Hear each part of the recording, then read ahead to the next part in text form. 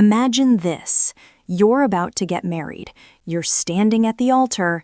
Everyone is watching. But deep inside, something feels wrong. And suddenly, you realize something terrible is about to happen. Not just wedding nerves, something darker. Something waiting. And the worst part? You might already be trapped inside it. This is the story of Something Very Bad Is Going to Happen, a horror mystery that turns love, marriage, and family into a psychological nightmare. And trust me, by the end of this story, you will question whether love can actually destroy a person. So sit back, because this story gets disturbing very quickly. Our story follows Rachel, played by Camila Moroni. Rachel is about to get married the man she loves, Nicky, played by Adam DeMarco. On the surface, everything seems normal, but something feels off, and Rachel can feel it, not logically, not clearly, but deep in her gut. The story begins 6 days before the wedding. Rachel and Nicky are driving through snowy countryside toward his family's remote vacation home. This is where the wedding will happen. Small ceremony, private family gathering. Simple. Or at least that's the plan. But on the road there, strange things start happening. First, they see roadkill. A lot of it. Then something even worse. An abandoned baby inside a car. Rachel becomes uneasy. Her instincts start screaming at her. Something is wrong. But Nicky keeps brushing it off. And that's when we realize something important about Rachel. She notices things other people ignore. And that ability might save her or destroy her. Eventually, they reach the place where the wedding will happen, Nicky's cabin. Except, it's not really a cabin. It's massive, isolated, surrounded by dark forest, and the moment Rachel arrives, the tension gets worse, because this family is strange. Very strange. First, we meet the mother, Victoria, played by Jennifer Jason Leigh. She's elegant but unsettling. She talks about love like it's something dangerous, almost like a curse. Then there's the father, Boris, played by Ted Levin, quiet, cold, obsessed with taxidermy. Yes, dead animals. That should already tell you something about this house. But things get even weirder. There's Nicky's brother, Jules, played by Jeff Wilbush. Jules clearly hates being here, like he knows something others don't. And then there's Portia, the sister, played by Gus Burney. She's unpredictable, sometimes charming, sometimes cruel. And then Rachel discovers something shocking. Jules's wife, Nell, played by Carla Crome, used to date Nicky. Yes, Rachel is about to marry into a family full of secrets, and this is only day 1. But what happens next changes everything, because that night, Rachel begins seeing things that shouldn't exist, and the nightmare has just begun. The first night in the cabin is uncomfortable. Not scary yet, just wrong. Like everyone is hiding something. Rachel tries to relax, but the house itself feels alive. Hallways too dark, rooms too quiet, eyes watching her everywhere. Then strange stories start coming out. Stories about the woods behind the house, about something that happened there years ago, something traumatic, especially involving Jules. But nobody tells the full story. And that's when Rachel starts noticing patterns. The family talks about marriage in a disturbing way. Not love, not happiness, but survival and sacrifice.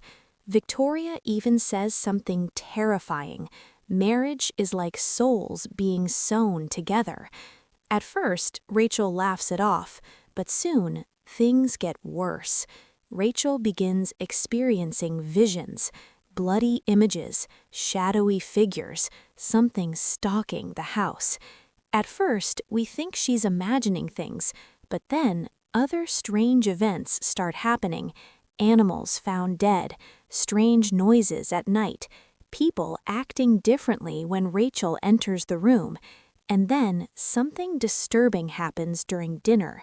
The family begins asking Rachel questions, deep questions, about love, about loyalty, almost like they're testing her, like she needs to prove something.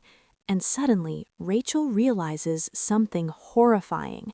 She might not just be marrying Nicky, she might be entering something much darker, something ritualistic, something planned. And the deeper the wedding preparations go, the more Rachel feels trapped. But she still doesn't know the truth, not yet, because what happens next, no one saw coming. At this point in the story, everything begins unraveling. Secrets start surfacing. First twist, Jules finally reveals what happened in the woods years ago. Something attacked someone in the family, something unnatural, but nobody agrees on what it was. Some say it was an animal, others believe it was something else, something darker. And then Rachel discovers something terrifying.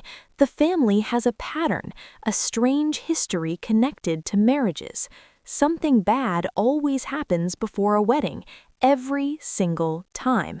Suddenly, the title of the show begins making sense, and Rachel realizes maybe the wedding itself is the trigger. Then comes another twist. Rachel starts questioning Nicky, but his answers are strange. He avoids certain topics, and sometimes he seems scared too, which means one thing. Even Nicky might not know the full truth about his own family. But the biggest reveal comes during the rehearsal dinner. This is where everything explodes. Secrets come out, tensions rise, and Rachel finally understands something horrifying. The family believes marriage binds people in ways that go beyond love. They believe it changes fate. And someone in that house wants Rachel to become part of something ancient, something that requires sacrifice. And suddenly, the visions Rachel has been seeing start making sense. But what happens next is the moment the story completely shifts, because the real horror finally shows itself. The final days before the wedding become chaos. Rachel is no longer sure who to trust. The family starts behaving more aggressively. The house feels darker, and the visions become real. Blood, creatures, violence. The truth is revealed piece by piece. The family has been protecting something, something tied to their land, something tied to their marriages. Every generation must face it, and now it's Rachel's turn. The wedding is not just a celebration, it's a ritual, a test. And if Rachel survives it, she becomes part of the family forever. But if she doesn't, something very bad will happen. The final wedding scene mirrors the opening of the series. Rachel walking down the aisle, everyone watching. But this time, we understand the tension. This is not a wedding. This is a confrontation with fate. Chaos erupts. Secrets finally collide, and Rachel must decide whether to stay or escape. The ending leaves something intentionally mysterious, because the real theme of the story isn't monsters, it's marriage itself. The fear of commitment, the fear of choosing the wrong person, and the terrifying truth that love sometimes binds us to things we don't understand. That's why the show works so well. It turns a universal fear into horror. And that's what makes something very bad is going to happen so unsettling. Because in the end, the real question is, was the danger the family, or was it the marriage itself? And that's the full story of the series. But I want to know what you think. Did Rachel make the right choice, or was the nightmare unavoidable? Let me know in the comments. And if you enjoy deep movie explanations like this, make sure to subscribe for more videos like this, because the next story we cover might be even darker.